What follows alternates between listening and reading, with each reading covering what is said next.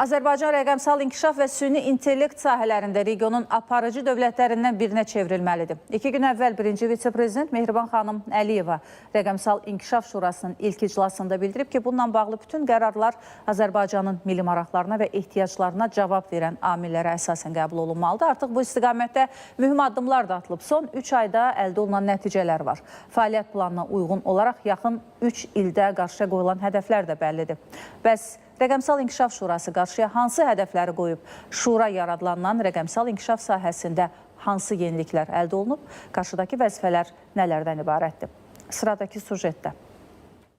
Qarşıdakı 3 il ərzində rəqəmsallaşma, süni intellekt, kibertəhlükəsizlik və innovasiya ekosisteminin inkişafını təmin edən konkret yol xəritəsi müəyyən olunub. Cari ilin fevral ayında Prezident İlham Əliyevin sədrliyi ilə keçirilən ölkəmizin yeni rəqəmsal inkişaf strategiyasına həsr olunan müşavirə və verilən tapşırıqlar dövlətin bu sahəyə necə diqqətli yanaşmasının göstəricisidir. Rəqəmsal İnkişaf Şurasına birinci vitse-prezident Mehriban Əliyevanın sədr təyin edilməsi isə rəqəmsal inkişafın ölkəmiz üçün nə dərəcədə önəmli olmasından xəbər verir. Artıq birinci vitse-prezident Mehriban Əliyevanın sədrliyi ilə Rəqəmsal İnkişaf Şurasının ilk iclası da keçirilib. İclasda birinci vitse-prezident Şuranın əsas vəzifəsinin müxtəlif dövlət qurumlarının fəaliyyətini əlaqələndirmək, vahid yanaşma formalaşdırmaq və qəbul edilən qərarların vaxtında və səmərəli həyata keçirilməsinin icra olunmasını təmin etmək olduğunu diqqətə çatdırıb. Bizim məqsədimiz yalnız yeni texnologiyaları tətbiq etmək deyil, eyni zamanda ölkə iqtisadiyyatına güclü təkan vermək,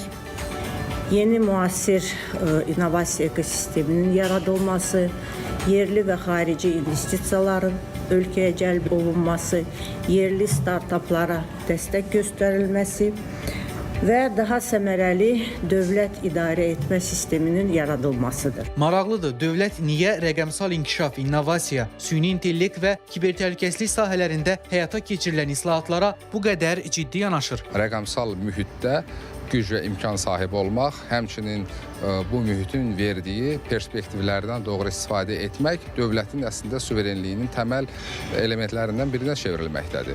Azərbaycan da məhz mövcud tendensiyanı rəhbər götürərək bu istiqamətdə ciddi addımların atılması, həmçinin rəqəmsallaşmanın dövlətin struktur və bütövlükdə digər iqtisadi sahələri, sferaları əhatə edən islahatlar xəttinin vacib bir elementinə çevirib. Azərbaycan artıq rəqəmsallaşmağa, kiber mühitin problemlərlə yanaşı gətirdiyi yeni imkanlardan yararlanmağa məqsədlidir. Bu ölkənin iqtisadi inkişafına, bu istiqamətdə əldə ediləcək dividendlərə dəlalət etməklə yanaşı, həm də vətəndaş rifahının yaxşılaşmasına töhfə verəcək. Əsas məqsəd vətəndaşın dövlət xidmətlərinə məsafədən çıxışını təmin etmək, bu xidmətlərin vətəndaş müraciəti olmadan proaktiv təqdim edilməsinə nail olmaqdır. Son 3 ayda bu istiqamətdə əldə edilmiş bəzi nəticələr də artıq özünü göstərir. Mehriban xanımın bu istiqaməti xüsusi nəzarətə götürməsi artıq ciddi irəliləyişlərə səbəb olub.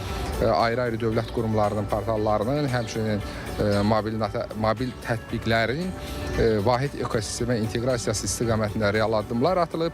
Bilirsiniz, artıq məsələn e-su, tutaq ki, e-səhiyyə, bir çox istiqamətlərdə artıq vahid sinxronlaşmış fəaliyyətin biz şahidi oluruq. Bugün vətəndaşlar dövlət xidmətlərinə çıxış üçün bir neçə mobil tətbiqdən istifadə edir və bəzən xidmətləri hansı tətbiqdən alacağını müəyyən etməkdə çətinlik çəkir. Dövlət xidmətlərini vətəndaşlara daha yaxın etmək, vətəndaş-məmur təmasını minimuma indirmək, proseslərin şəffaflığını və vətəndaş məmnuniyyətini təmin etmək məqsədi ilə MyGov platformaları üzərində işlərin davam etdirilməsi də rəqəmsallaşmaya dair əsas planlardan biridir. Ayrı-ayrı dövlət qurumlarının fərdi portal və mobil tətbiqlərinin mərhələli şəkildə vahid ekosistemə inteqrasiya edilməsi nəticəsində artıq MyGov platformasından istifadənin sürətlə artdığı müşahidə olunur.